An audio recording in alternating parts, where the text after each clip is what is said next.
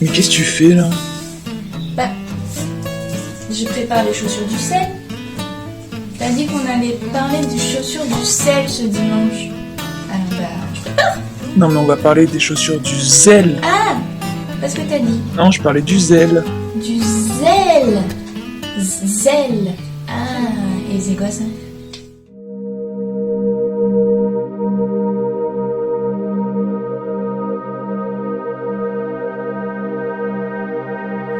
On se retrouve pour parler d'une nouvelle pièce de l'armure de Dieu qui est les chaussures. On a tous souvent plusieurs paires de chaussures qui nous servent à faire pas mal de choses. On peut avoir des baskets pour faire du sport, courir. On peut avoir aussi des baskets un peu plus pour sortir, pour aller dehors, aller à l'école normale, aller travailler, etc. On peut avoir aussi des paires de baskets quand il fait un peu plus chaud, un peu plus légères, ou carrément. L'été, souvent, on a des petites sandales parce qu'on a vraiment chaud aux pieds. On peut avoir des tongs pour aller au bord de la piscine ou de la plage. Quand il fait un peu plus froid, on a les bottes. On peut même carrément avoir des bottes de neige. Bref, tu as compris, on a souvent plusieurs paires de chaussures qui nous servent pour différentes saisons, pour différents moments de la journée, etc. Nous, aujourd'hui, on va parler des chaussures du zèle. D'abord, je voudrais te parler des chaussures qu'avaient les soldats romains, parce que ça te permettra de mieux comprendre après. Je te rappelle que l'armure de Dieu, on peut la comparer à l'armure d'un soldat, ou notamment d'un soldat romain, puisque quand la Bible a été écrite, Paul a écrit sa lettre aux Éphésiens notamment, il comparait directement avec l'armure des soldats romains. Je te propose donc de voir comment étaient ces chaussures des soldats. Les chaussures des soldats romains, c'était des sandales solides en cuir, qui avaient une épaisse semelle à clous pointus qui permettait aux soldats d'être parfaitement stables dans les combats rapprochés.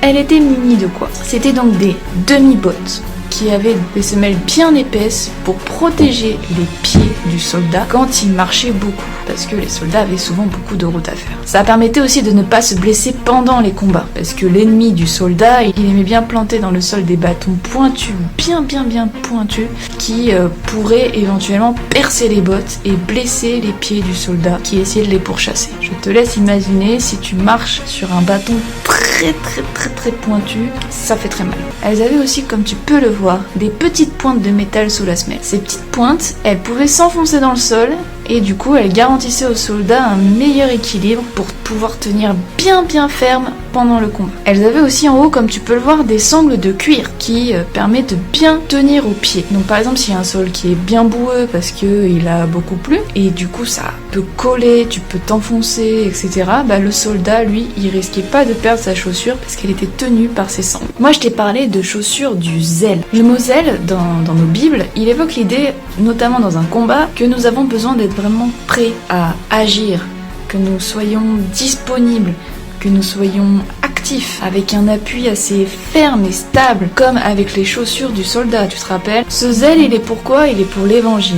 L'évangile, je te rappelle que c'est la bonne nouvelle de Jésus. C'est le fait qu'il est mort et ressuscité pour nous à la croix. C'est une source de paix que nous recevons quand nous avons la foi, quand nous décidons de croire. La paix, c'est ce que tu éprouves quand tu es tranquille, quand tu es calme, quand tu es sûr, que tu as de l'assurance. C'est en fait la confiance que tout ira bien. Donc revêtir, mettre les chaussures du zèle que donne cet évangile de paix, que donne la bonne nouvelle de Jésus, c'est accepter le salut que Jésus t'offre parce qu'il nous permet d'avoir la paix, d'être réconciliés avec Dieu. Le problème, c'est que souvent nous avons tendance à vivre comme si cette bonne nouvelle n'était pas vraie, ou en tout cas on l'oublie un petit peu, on oublie sa puissance, comme si nous étions un peu brouillés en conflit avec Dieu. Pourquoi? Parce que des fois on se sent plus en paix. On a peur, on stresse, on se laisse même des fois carrément submergé par la peur, tellement on est focalisé sur quelque chose qui fait peur. Et en plus, l'ennemi, le diable, il aime ça. Il aime beaucoup quand nous avons peur. Pourquoi? Parce qu'il essaye de nous emprisonner dans cette peur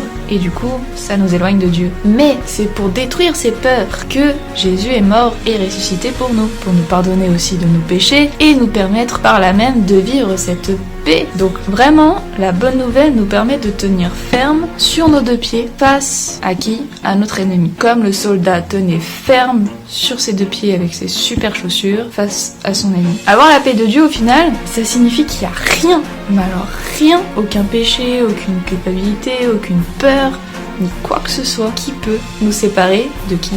De Dieu. Quand la lettre aux Éphésiens a été écrite par Paul, le mot qu'il a utilisé pour le mot paix, ça désignait ce qui est uni ensemble. C'était en fait deux choses à la base qui étaient séparées, opposées même, et qui maintenant sont vraiment totalement unies, totalement jointes par un lien incassable. Et donc, l'évangile c'est aussi ça, c'est cette garantie, c'est ce lien incassable que nous sommes en paix, amis avec Dieu. Il n'est pas du tout contre nous, mais il est avec nous, pour nous. Et il est vrai que parfois nous devons affronter des choses vraiment difficiles dans la vie. Je pense que tu en as déjà vécu, et malheureusement tu en vivras encore comme tout le monde. Il peut y avoir la maladie, des choix difficiles, des conflits, des disputes. Toutes ces choses sont pas faciles à vivre. Et à l'intérieur de toi, à l'intérieur de ton corps, de ton esprit, il y a ce combat intérieur entre te dire ok, c'est dur, mais je choisis la paix. Je choisis d'être avec Dieu, en paix, tranquille, parce que je sais que c'est lui qui gère. Ou alors, choisir de se laisser submerger par tout ça, avoir peur, stresser, angoisser, etc. Tu l'auras compris, je pense. Quelle est la meilleure option?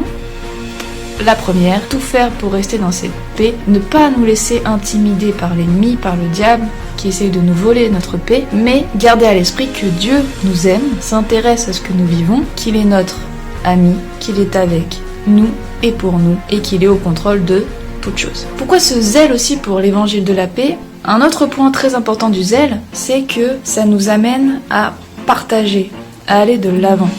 Les soldats, ils devaient être zélés pour aller au combat, pour aller de l'avant, pour aller face à l'ennemi. Nous pouvons être zélés, donc premièrement pour garder cette paix, mais aussi, très important, pour la partager. Le soldat, il était aussi parfois chargé d'aller informer ceux qui avaient besoin de connaître une bonne nouvelle. Ça pouvait être un messager. Il ne pouvait pas rester sur place, garder pour lui son message. Parce que si par exemple son chef lui disait « Va porter le message qu'une armée arrive, il faut qu'on soit prêt à combattre », imagine si le soldat il dit rien, l'armée ennemie qui arrive pour combattre, elle a déjà gagné. Donc ce soldat devait être porteur de ce message. Et nous aussi, nous sommes porteurs d'un message. Nous sommes ambassadeurs du message de Dieu. Nous devons porter l'évangile aux autres, partager la bonne nouvelle aux autres. Quand tu connais Jésus, il t'aide aussi à être en paix avec les autres, à être ce porteur de message de la paix. Tu mets alors tes chaussures pour aller montrer aux autres l'amour de Jésus pour eux. Donc ce que tu peux retenir, et ce que tu peux te rappeler même tous les matins quand tu pars à l'école, quand tu pars à l'église, quand tu sors voir des amis, de la famille, et que tu mets tes petites chaussures là, tes baskets, tes bottes, tes sandales, genre rappelle-toi d'un truc, le truc le plus important, c'est que tu as une bonne nouvelle de paix à répandre tout autour de toi. Cette bonne nouvelle, elle vit en toi, puisque c'est la bonne nouvelle de Jésus qui est avec toi et pour toi. Ne te laisse ni distraire, ni inquiéter, ni troubler, ni angoisser par tout ce que l'ennemi, par tout ce que le diable pourrait te faire. Je te rappelle qu'il cherche à enlever ta paix, mais toi ne le laisse pas t'enlever cette paix. Garde cette paix, sois enraciné comme les clous de la chaussure du soldat dans la paix de Dieu et propage cette paix autour de toi. Sois toujours en marche, zélé pour cette bonne nouvelle que tu peux porter en toi et autour de toi.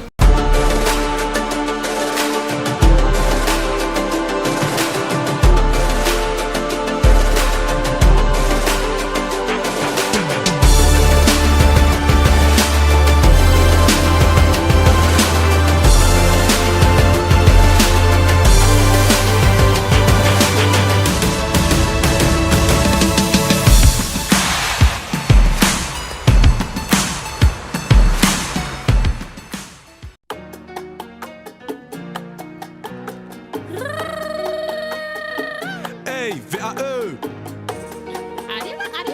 Équipé pour gagner, ouais. Let's go.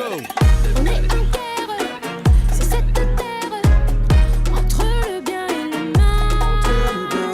On est en guerre, c'est cette terre entre le royaume des cieux et le royaume des ténèbres. Pour être invincible, je dois porter l'armure invisible. Avec mes propres armes face à l'ennemi,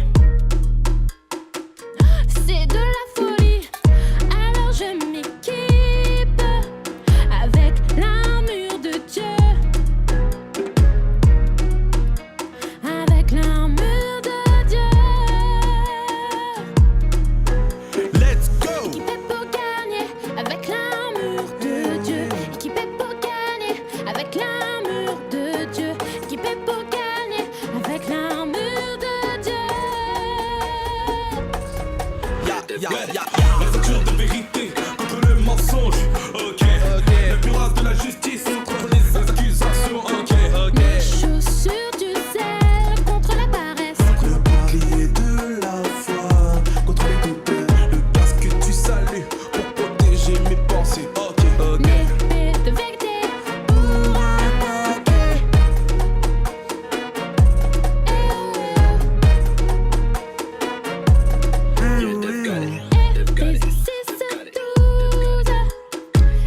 Éphésiens 6:12. Éphésiens 6:12. Éphésiens 6:12. Car nous n'avons pas à lutter contre des êtres humains, mais contre les puissances spirituelles mauvaises du monde céleste, les autorités, les pouvoirs et les maîtres de ce monde obscur. Nous sommes victorieux grâce à son armure. Équipés pour gagner avec l'armure de Dieu. Équipés pour gagner avec l'armure de Dieu. Équipés pour gagner avec l'armure de Dieu. La ceinture de vérité contre le mensonge. Ok. La cuirasse de la justice contre les accusations. Ok. Les chaussures du zèle contre la paresse. Le bouclier de la foi contre les doutes. Le casque que tu salues pour protéger mes pensées. Ok. L'épée de vérité pour attaquer.